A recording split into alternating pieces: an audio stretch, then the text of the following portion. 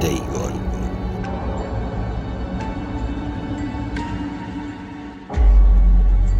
Escribo esto bajo una fuerte tensión mental, ya que cuando llegue la noche habré dejado de existir.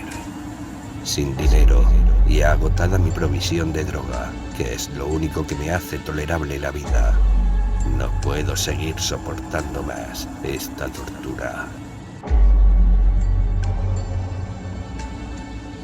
Me arrojaré desde esta ventana de la buhardilla a la sórdida calle de abajo. Pese a mi esclavitud a la morfina, no me considero un débil ni un degenerado. Cuando hayan leído estas páginas atropelladamente garabateadas, quizás se hagan idea, aunque no completa, de por qué debo buscar el olvido o la muerte.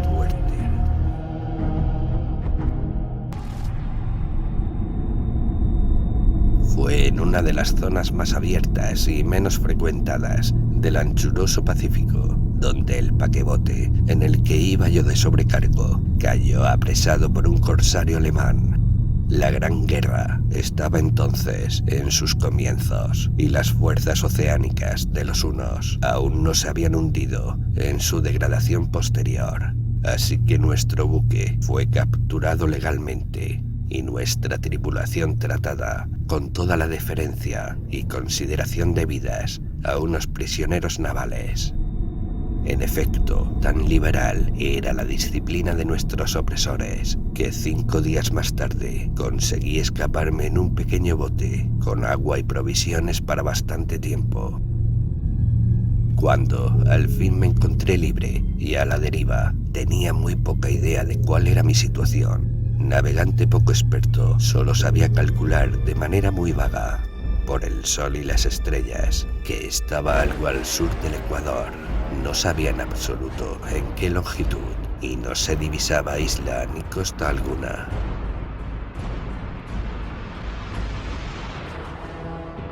El tiempo se mantenía bueno y durante incontables días navegué sin rumbo bajo un sol abrasador, con la esperanza de que pasara algún barco o de que me arrojaran las olas a alguna región habitable.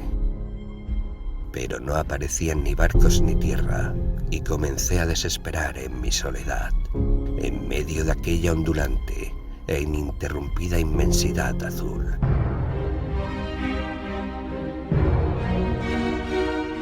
El cambio ocurrió mientras dormía. Nunca llegaré a conocer los pormenores, porque mi sueño, aunque poblacoso y negruzco, que se extendía a mi alrededor, con monótonas ondulaciones hasta donde alcanzaba la vista, en el cual se había adentrado mi bote cierto trecho.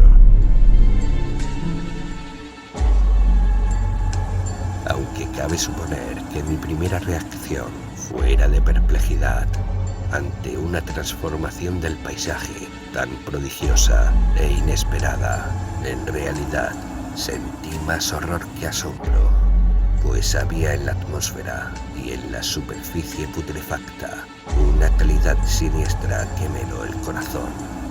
La zona estaba corrompida de peces descompuestos y otros animales menos identificables que se veían emerger en el cielo de la interminable llanura.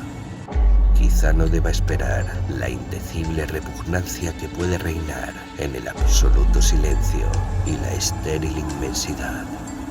Nada alcanzaba a oírse, nada había a la vista, salvo una vasta extensión de légamo negruzco.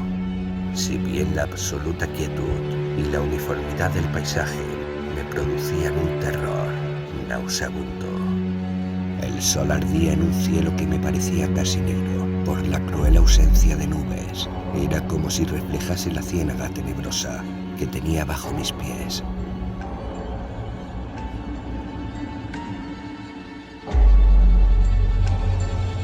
Al meterme en el bote encallado, me di cuenta de que solo una posibilidad podía explicar mi situación. Merced a una conmoción volcánica, el fondo oceánico había emergido a la superficie, sacando a la luz regiones que durante millones de años habían estado ocultas bajo insondables profundidades de agua. Tan grande era la extensión de esta nueva tierra emergida debajo de mí que no lograba percibir el más leve rumor de oleaje, por mucho que aguzaba el oído. Tampoco había aves marinas que se alimentaran de aquellos peces muertos. Durante varias horas estuve pensando y meditando, sentado en el bote, que se apoyaba sobre un costado y proporcionaba un poco de sombra al desplazarse el sol en el cielo. A medida que el día avanzaba, el suelo iba perdiendo viscosidad, por lo que en poco tiempo estaría bastante seco para poderlo recorrer fácilmente. Dormí poco esa noche y al día siguiente me preparé una provisión de agua y comida a fin de emprender la marcha en busca del desaparecido mar y de un posible rescate.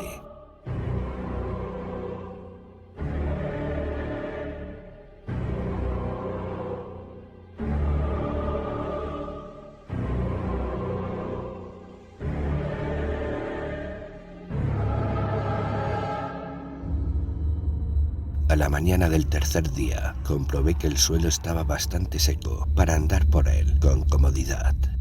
El hedor a pescado era insoportable, pero me tenían preocupado cosas más graves para que me molestase este desagradable inconveniente, y me puse en marcha hacia una meta desconocida. Durante todo el día caminé constantemente en dirección oeste, guiado por una lejana colina que descollaba por encima de las demás elevaciones del ondulado desierto. Acampé esa noche y al día siguiente proseguí hacia la colina, aunque parecía escasamente más cerca que la primera vez que la descubrí. Al atardecer del cuarto día llegué al pie de dicha elevación, que resultó ser mucho más alta de lo que me había parecido de lejos. Tenía un valle delante que hacía más pronunciado el relieve. Demasiado cansado para emprender el ascenso, dormí a la sombra de la colina. No sé por qué mis sueños fueron extravagantes esa noche, pero antes que la luna menguante, fantásticamente gibosa, hubiese subido muy alto por el este de la llanura, me desperté cubierto de un sudor frío, decidido a no dormir más. Las visiones que había tenido eran excesivas para soportarlas otra vez. A la luz de la luna comprendí lo imprudente que había sido al viajar de día. Sin el sol abrasador, la marcha me habría resultado menos fatigosa. De hecho, me sentí de nuevo lo bastante fuerte como para acometer el ascenso que por la tarde no había sido capaz de emprender.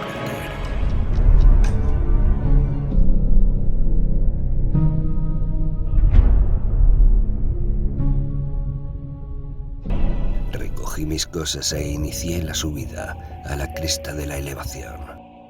Ya he dicho que la ininterrumpida monotonía de la ondulada llanura era fuente de un vago horror para mí, pero creo que mi horror aumentó cuando llegué a lo alto del monte y vi al otro lado una inmensa cima o cañón, cuya oscura concavidad aún no iluminaba la luna.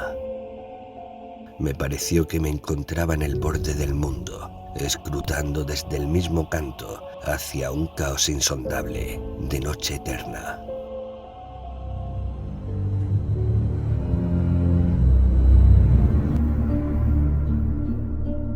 En mi terror se mezclaban extraños recuerdos del paraíso perdido y la espantosa ascensión de Satanás a través de remotas regiones de tinieblas. Al elevarse más la luna, empecé a observar que las laderas del valle no eran tan completamente perpendiculares como había imaginado. La roca formaba cornisas y salientes que proporcionaban apoyos relativamente cómodos para el descenso, y a partir de unos centenares de pies, el declive se hacía más gradual.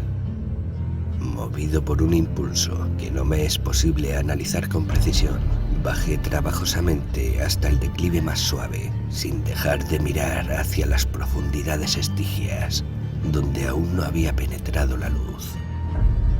De repente me llamó la atención un objeto singular que había en la ladera opuesta, el cual se erguía enhiesto como a un centenar de yardas de donde estaba yo. objeto que brilló con un resplandor blanquecino al recibir de pronto los primeros rayos de la luna ascendente. No tardé en comprobar que era tan solo una piedra gigantesca, pero tuve la clara impresión de que su posición y su contorno no eran enteramente obra de la naturaleza. Un examen más detenido me llenó de sensaciones imposibles de expresar, pues pese a su enorme magnitud y su situación en un abismo abierto en el fondo del mar, cuando el mundo era joven, me di cuenta sin posibilidad de duda de que el extraño objeto era un monolito perfectamente tallado, cuya imponente masa había conocido el arte y quizá el culto de criaturas vivas y pensantes.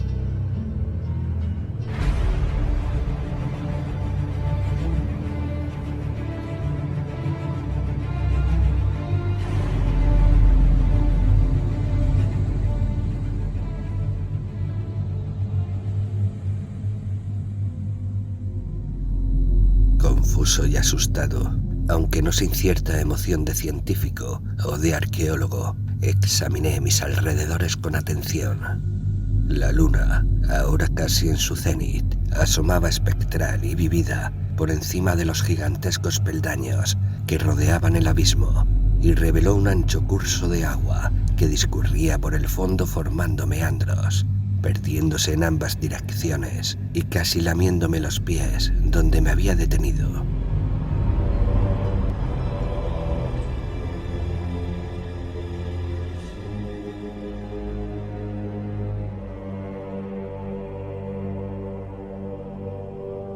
Al otro lado del abismo, las pequeñas olas bañaban la base del ciclópeo monolito, en cuya superficie podía distinguir ahora inscripciones y toscos relieves. La escritura pertenecía a un sistema de jeroglíficos desconocido para mí, distinto de cuantos yo había visto en los libros y consistente en su mayor parte en símbolos acuáticos esquematizados, tales como peces, anguilas, pulpos, crustáceos, moluscos, ballenas y demás. Algunos de los caracteres representaban evidentemente seres marinos desconocidos para el mundo moderno, pero cuyos cuerpos en descomposición había visto yo en la llanura surgida del océano. Sin embargo, fueron los relieves lo que más me fascinaron, claramente visibles al otro lado del curso de agua a causa de sus enormes proporciones. Había una serie de bajorrelieves cuyos temas habrían despertado la envidia de un doré. Creo que estos seres pretendían representar hombres, al menos cierta clase de hombres, aunque aparecían retozando como peces en las aguas de alguna gruta marina o rindiendo homenaje a algún monumento monolítico. No me atrevo a descubrir con detalle sus rostros y cuerpos, ya que el mero recuerdo me produce náuseas, más grotescos de lo que podría concebir la imaginación de un poe. Eran detestablemente humanos en general, a pesar de sus manos y pies palmeados, sus labios espantosamente anchos y flácidos, sus ojos abultados y vidriosos, y demás de recuerdo menos agradable. Curiosamente parecían cincelados, sin la debida proporción, con los escenarios que servían de fondo, ya que uno de los seres estaba en actitud de matar una ballena de tamaño ligeramente mayor que él. Observé, como digo, sus formas grotescas y sus extrañas dimensiones, pero un momento después decidí que se trataba de dioses imaginarios de alguna tribu pescadora o marinera, de una tribu cuyos últimos descendientes debieron de perecer antes de que naciera el primer antepasado del hombre de Piltdown o Neandertal. Aterrado ante esta visión inesperada y fugaz de un pasado que rebasaba la concepción del más atrevido antropólogo, me quedé pensativo mientras la luna bañaba con misterioso resplandor el silencioso canal que tenía ante mí. Entonces de repente lo vi. Tras una leve agitación que delataba su ascensión a la superficie, la entidad surgió a la vista sobre las aguas oscuras. Inmenso, repugnante, aquella especie de polifermo saltó hacia el monolito como un monstruo formidable y pesadillesco, y lo rodeó con sus brazos enormes y escamosos, al tiempo que inclinaba la cabeza y profería ciertos gritos acompasados. Creo que enloquecí entonces. No recuerdo muy bien los detalles de mi frenética subida por la ladera y el acantilado, ni de mi delirante regreso al bote varado. Creo que canté mucho y que reí insensatamente. Tengo el vago recuerdo de una tormenta poco después de llegar al bote. En todo caso, sé que oí el estampido de los truenos y demás ruidos que la naturaleza profiere en sus momentos de mayor irritación. Cuando salí de las sombras, estaba en un hospital de San Francisco. Me había llevado allí el capitán del barco norteamericano que había recogido mi bote en medio del océano.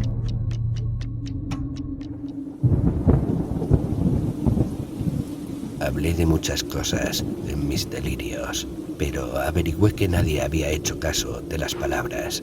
Los que me habían rescatado no sabían nada sobre la aparición de una zona de fondo oceánico en medio del Pacífico, y no juzgué necesario insistir en algo que sabía que no iban a creer.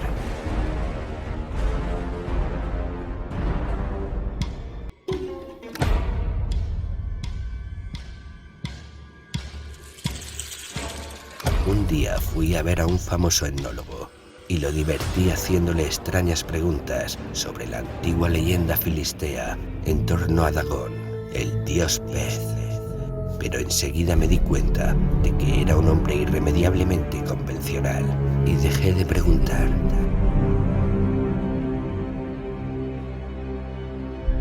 Es de noche, especialmente cuando la luna se vuelve gibosa y menguante. Cuando veo a ese ser, he intentado olvidarlo con la morfina, pero la droga solo me proporciona una cesación transitoria y me ha atrapado en sus garras, convirtiéndome irremisiblemente en su esclavo. Así que voy a poner fin a todo esto, ahora que he contado lo ocurrido, para información o diversión desdeñosa de mis semejantes. Muchas veces me pregunto si no será una fantasmagoria, un producto de la fiebre que sufrí en el bote a causa de la insolación cuando escapé del barco de guerra alemán. Me lo pregunto muchas veces, pero siempre se me aparece, en respuesta, una visión monstruosamente vivida. No puedo pensar en las profundidades del mar sin estremecerme ante las espantosas entidades que quizá en este instante se arrastran y se agitan en su lecho fangoso, adorando a sus antiguos ídolos de piedra y esculpiendo sus propias imágenes detestables en obeliscos submarinos de mojado granito. Pienso en el día que emerjan de las olas y se lleven entre sus garras de vapor humeantes a los endebles restos de una humanidad exhausta por la guerra, en el día que se hunda la tierra y emerja al fondo del océano en medio del universal pandemonio. Se acerca el fin. Oigo ruido en la puerta, como si forcejeara en ella un cuerpo inmenso y resbaladizo. No me encontrará. Dios mío, esa mano, la ventana, la ventana, la ventana.